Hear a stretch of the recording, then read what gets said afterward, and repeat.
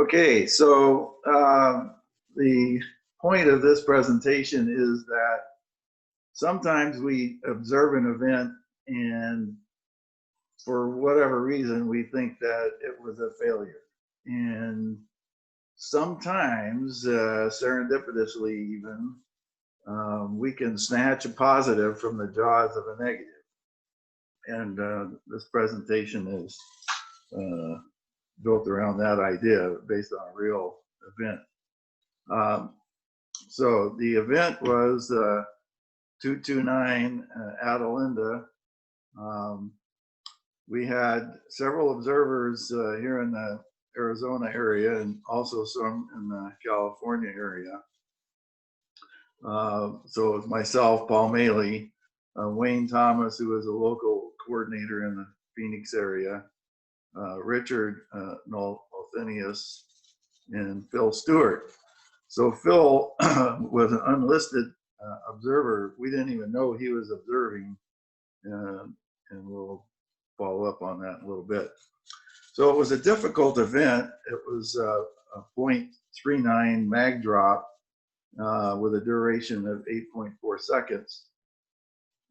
So, in the best of circumstances, it was kind of a difficult event.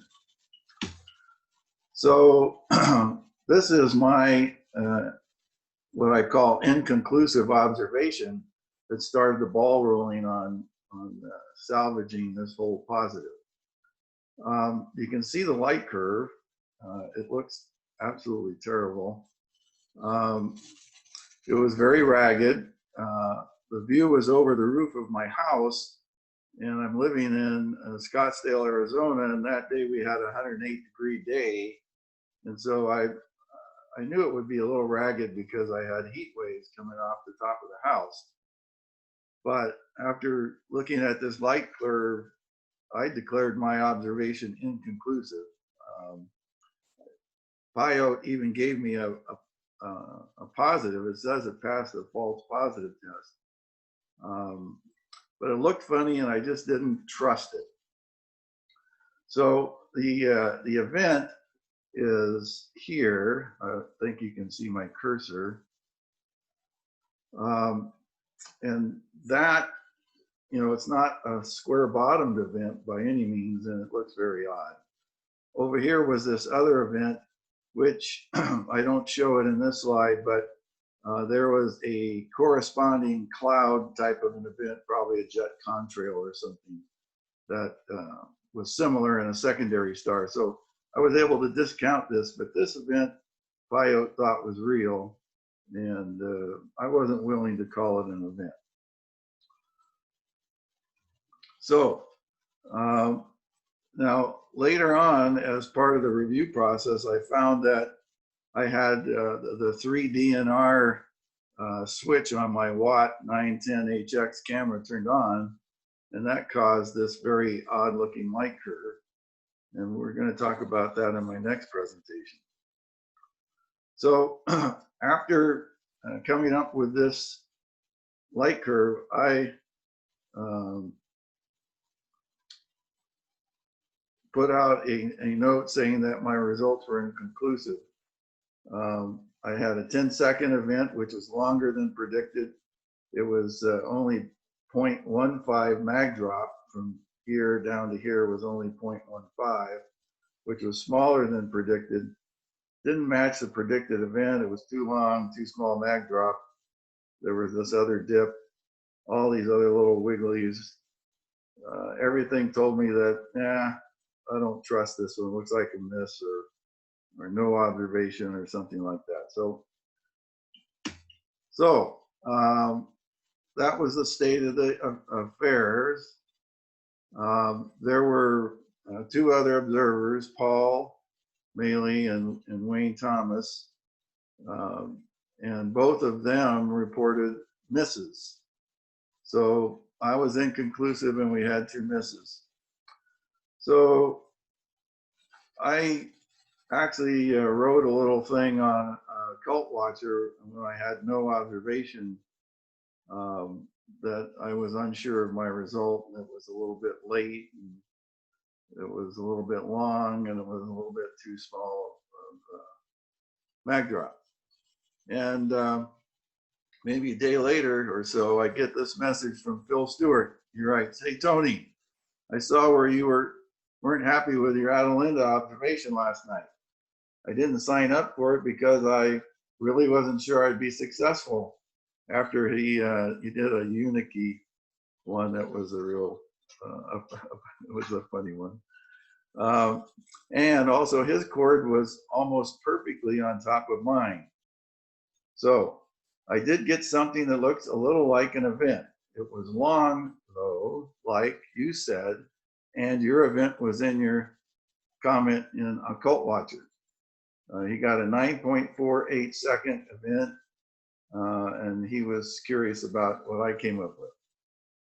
So I responded, I said, Phil, that's interesting. I had 10.6 seconds, but only a 0.15 mag drop. And I asked him about his mag drop, asked for a copy of his log file so I could compare the DNR times and such. So we got a conversation going. I was a little bit surprised. So Phil sent me his CSV file, and while it was pretty noisy, Phil's light curve clearly shows an event. His measured mag drop was 0.33, very close to the predicted 0.39. And IOTA finds an event that passes the false positive curve. So down here, here's the histogram of all possible combinations of events that we can get out of this noisy type of light curve under simulations. And this would be the dividing line for any red line on this side would trigger a false positive being caused by noise, but Phil's was on the other side of the bar, indicating that it should be a real event. So that was very promising. So we're going to call this our first positive. And it would have been unreported except for my inconclusive report that I filed in Occult Watcher that Phil saw. So this is step number one. So when we look at Phil and my chords, they're right on top of each other. If we plot them in the Cult4 profile plotting system, you see that we come up with a similar event. There's a lot of noise and our error bars are quite large, but I felt like both chords matched within error bars, and that made two positive chords, that we actually corroborated each other's chords. So now we've got two positive chords, which means, hey, this was a real event and not, not just something that we're imagining out of a noisy light curve. So this was a situation in Occult Watcher when I first started observing. I was over here and Phil Stewart was on this same chord. And when I first went to report, we had two red bars. One, Paul Maley, was a miss, and that miss was based on my analysis, by the way. And Wayne Thomas, who also reported a miss. So it was time to go back because of the size of this asteroid, and Phil and I had fairly long positives. These misses really shouldn't have been misses. It was time to go back and check those chords. So I checked Paul's chord again, and this time the result was inconclusive.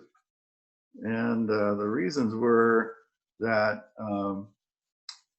when IOTA analyzed the light curve, it indicated no event found, which says there's nothing there in that light curve that passes the statistical tests that any event wouldn't be from noise.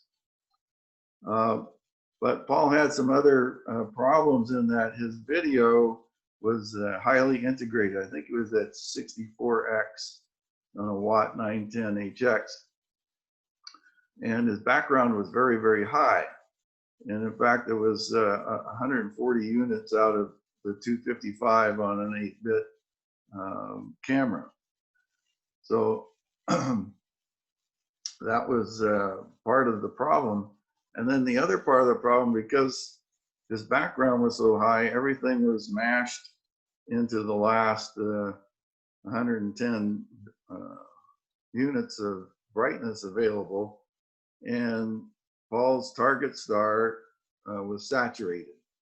And so because of the high degree of saturation and trying to find a low mag drop event when the star is highly saturated just doesn't work, because the drop occurs in the part of the star brightness that's being clipped off the top by the saturation. So I wrote him back, said, sorry, I could not find an event for your data. You should have had an event, but we need to defocus more on these highly integrated observations. I think now you know how to check for pixel saturation in IOTA video capture. That should help. And I would just emphasize that IOTA video capture has a neat little display option where it will show you which pixels are above the 255 level, which would be the saturation level, or any level that you want to set. I usually set mine at 190. And it will turn those pixels purple, and then you can defocus your star until there are no purple pixels in it. That solves your saturation problem. So Paul's observation was inconclusive. But we went back to Wayne and asked Wayne if we could check his observation. And Wayne does his analysis using LimeMovie.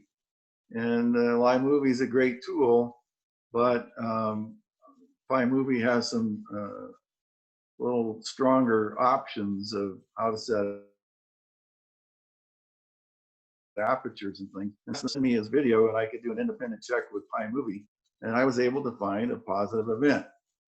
On Wayne's, the measured mag drop was 0.52 compared to 3.39 predicted, which is a little more than we'd like, but okay.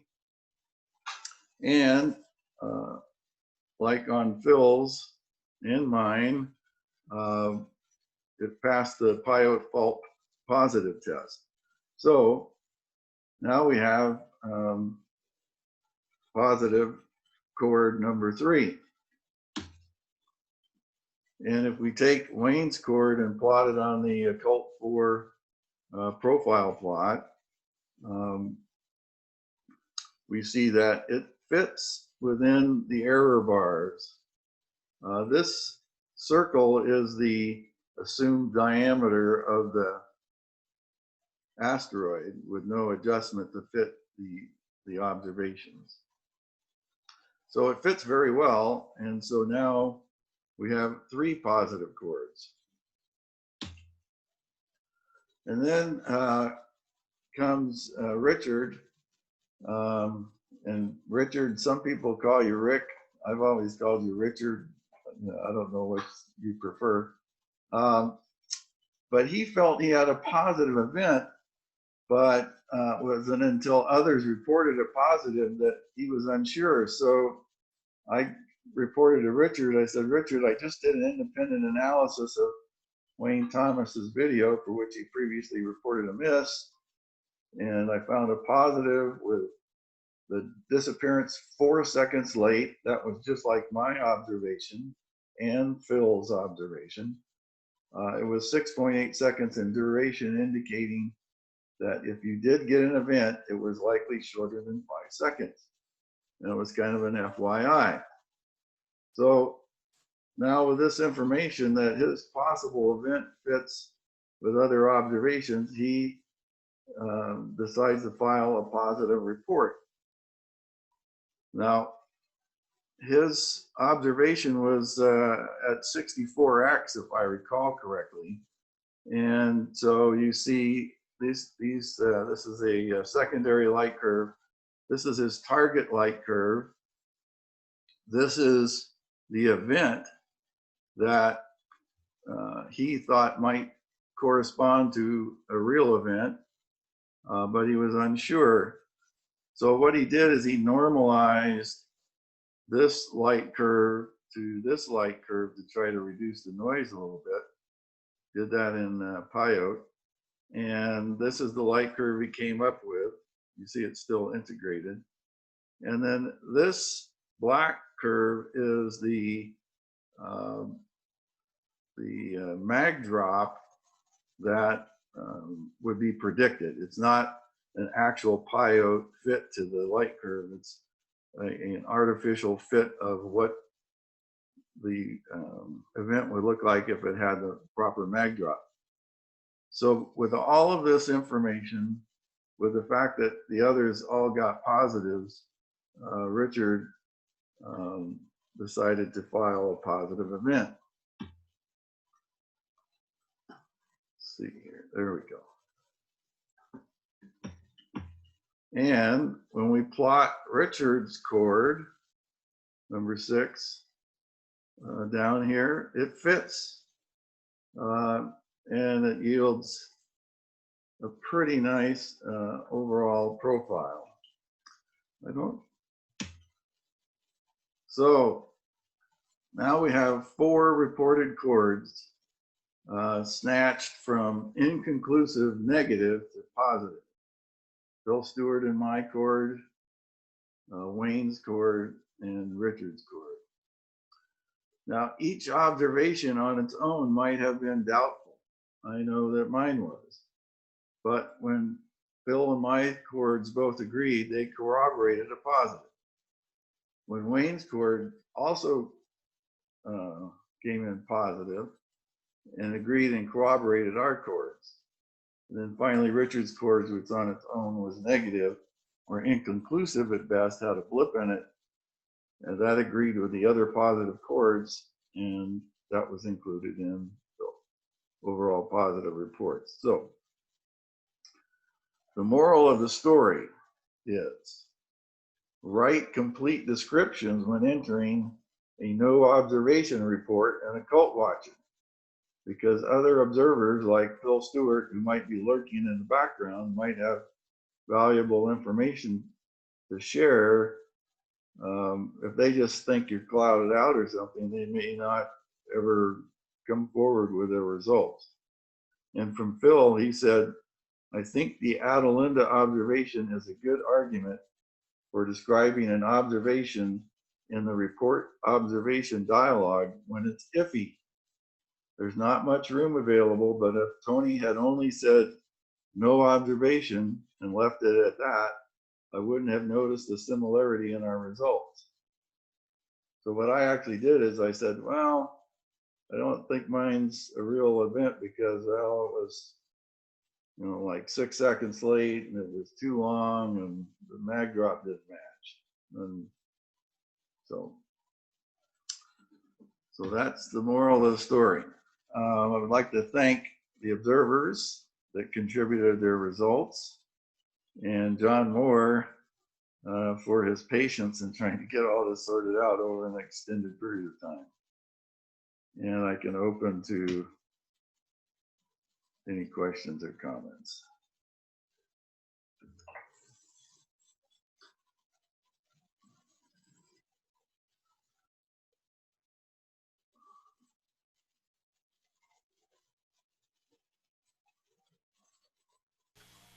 Tony, would it make sense to possibly ask Christo to increase the available size of the comment field in that reporting menu?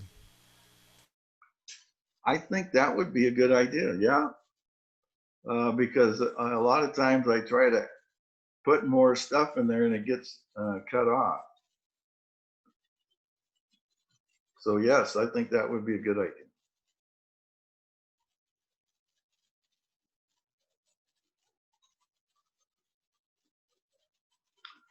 Okay. So I would just say that it also points out the utility of entering your site into a cult watcher. I think a number of us sometimes think we're the only observer, and we may not be. And it's useful to, stick your neck out and put your site in there, because we need to be coordinating on any type of questionable observation like this. I agree with that, Roger, because when I sign up on a Cult Watcher, I look to see who else is there. And then if I do an observation, I try to reach out to those people and find out what happened if I never see a report from them. So because Phil didn't show up, I wouldn't have reached out to him, and I would have lost his observation. And from that standpoint, it's good. The one thing that Hristo has done recently is he's upgraded a Cult Watcher so that people can put in a what's the term he used? I'm there, or It's called Count on Me, high, medium, or low. right, count on me, high, medium, or low, so that people like Phil who are a little hesitant could say, I'm here, but don't count on me. It's a low probability that I'll get a good result. But at least he'll show up, and then I could have gone checked with him. So I think we're getting there, but I like the idea of extending that comment field so that we have more room. Okay, good stuff. Should I move on? Tony, I just want to thank you very much for that enlightening presentation. That was really useful. And I think that we're about 9 minutes ahead of schedule, Tony. So don't try to hurry. But you go right ahead with your next presentation, if you will. Thank you.